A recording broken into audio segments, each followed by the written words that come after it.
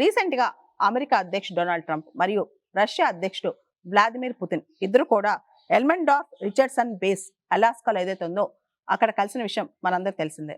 అయితే Donald Trump ఒక ప్రత్యేకమైన పిలుపునిచ్చారు. సీజ్ ఫైర్ అగ్రిమెంట్ ఎలాంటిది కుదరలేదు, కానీ ఎండ్ ఆఫ్ ద వార్, ఖచ్చితంగా యుద్ధానికి అంతం ఉండాలి. దీనికి సంబంధించి రష్యా చాలా పెద్ద పవర్, ఉక్రెయిన్ చాలా చిన్న పవర్, కాబట్టి ఉక్రెయిన్ ఈ విషయంలో రష్యాతో బార్గెయిన్ చేయాలని చెప్పి డొనాల్డ్ ట్రంప్ చెప్పుకొచ్చారు. ట్రంప్ ఎప్పటికప్పుడు మాట మారుస్తూ ఉంటారు. మొన్నటి వరకు కూడా ఉక్రెయిన్ కి అన్కండిషనల్ గా సపోర్ట్ చేసిన డొనాల్డ్ ట్రంప్ ఒక్కసారి పుతిన్ ని కలవగానే మాట మార్చేశారు. రష్యా చాలా పెద్ద power, Russia is a very big power and Ukraine అనేది చాలా చిన్న పవర్, కాబట్టి ఉక్రెయిన్ రష్యాతో డీల్ చేసుకోవాలి. ఇప్పుడు ఆ బాల్ మొత్తం కూడా ఉక్రెయిన్ కోర్టులో ఉంది. అంతేకాదు ఉక్రెయిన్ మరియు యూరోపియన్ ఎలైస్ అందరూ కూడా రష్యాతో చర్చలు జరిపి యుద్ధాన్ని ఆపాలి అని చెప్పి డొనాల్డ్ ట్రంప్ చెప్పారు. అమెరికా చేయాల్సిన ఏదో చేసింది, ఇంకా అమెరికా చేయడానికి ఏమి మిగలలేదు, కాబట్టి ఇప్పుడు ఉక్రెయిన్ మరియు యూరోపియన్ కంట్రీస్ ముందుకెళ్లి యుద్ధాన్ని ఆపాలని చెప్పారనమాట. ఈ తరుణంలో ఉక్రెయినియన్ ప్రెసిడెంట్ జెలెన్స్కీ ఈ 18వ తారీఖున అంటే ఈ సోమవారం రోజు అమెరికా బయలుదేరి వెళ్తున్నారు డొనాల్డ్ ట్రంప్ ని కలవటానికి ఈ విషయంలో.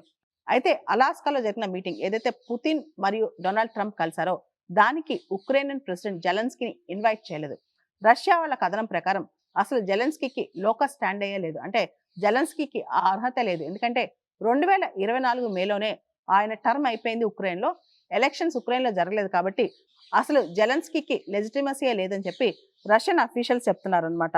ఈ సందర్భంగా మన భారతదేశం తరపున మన మినిస్ట్రీ ఆఫ్ ఎక్స్టర్నల్ అఫైర్స్ వాళ్ళు డొనాల్డ్ ట్రంప్ మరియు పుతిన్ మీటింగ్ సంబంధించి ఒక స్టేట్మెంట్ ఇచ్చారు. శాంతి కోసం ముందుకు వెళ్ళటం అనేది చాలా కమెండబుల్, అంటే పీస్ కోసం ఇలా ఇద్దరు నేతలు ముందుకు అడుగు వేయటం అనేది చాలా గొప్ప విషయం.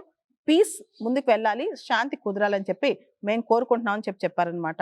మనందరికి తెలుసు డొనాల్డ్ ట్రంప్ భారతదేశం పైన విపరీతమైన టారిఫ్లు వేశారు అండ్ రష్యా నుంచి చమురు కొనుక్కోవడం ఆపకపోతే ఇంకా మేము పెంచుతామని చెప్పి కూడా అమెరికా అడ్మినిస్ట్రేషన్ నుంచి భారత్కి హెచ్చరికలు వస్తున్నాయి అనమాట.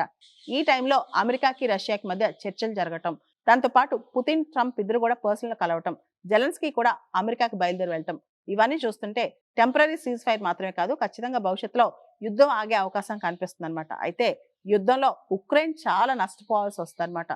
ముఖ్యంగా రష్యా ఏదైతే ఉక్రెయిన్ లో టెరిటరీస్ ఆక్యుపై చేసిందో, లుహాన్స్క్ కావచ్చు, డొనెట్స్క్ కావచ్చు, జఫరీజియా కావచ్చు, కెర్సన్ కావచ్చు, ఏదైతే ఈస్టర్న్ పార్ట్ ఆఫ్ ఉక్రెయిన్ ఉందో, ఉక్రెయిన్ కి తూర్పు ప్రాంతం ఉందో, దాదాపు 1/5 ఆఫ్ ద ఉక్రెయిన్ అనొచ్చు, అంటే 20% ఉక్రెయిన్ భూభాగం ఆల్రెడీ రష్యా చేతిలో ఉంది. ఇప్పుడు అది ఇచ్చేస్తే గానీ రష్యా వదలదు అనమాట. ఇవ్వడమే కాదు, చాలా విషయాల్లో ఉక్రెయిన్ తగ్గాలి. మరి జెలెన్స్కీ దీనికి ఒప్పుకుంటారా లేదా, ఇది ఒక పెద్ద ప్రశ్న.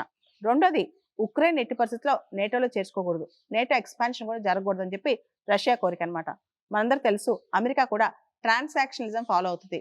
ఉక్రెయిన్తో రీసెంట్ గా 3 సంవత్సరాల నుంచి మీకు ఇంత చేసాం, మీకు ఇంత డబ్బులు ఇచ్చాం, మీకు ఇంత వెపన్స్ ఇచ్చాం, కాబట్టి మాతో మీరు క్రిటికల్ మినరల్ డీల్ చేసుకోవాలి. ఉక్రెయిన్లో ఏదైతే మిగిలిందో ప్రాంతంలో దానిలో దొరికే క్రిటికల్ మినరల్స్ అన్ని కూడా మేమే ఎక్స్ప్లోర్ చేస్తామని చెప్పి ఉక్రెయిన్ని బలవంత పెట్టి ప్రెషరైజ్ చేసి అమెరికా ఉక్రెయిన్తో క్రిటికల్ మినరల్ డీల్ చేసుకుందనమాట.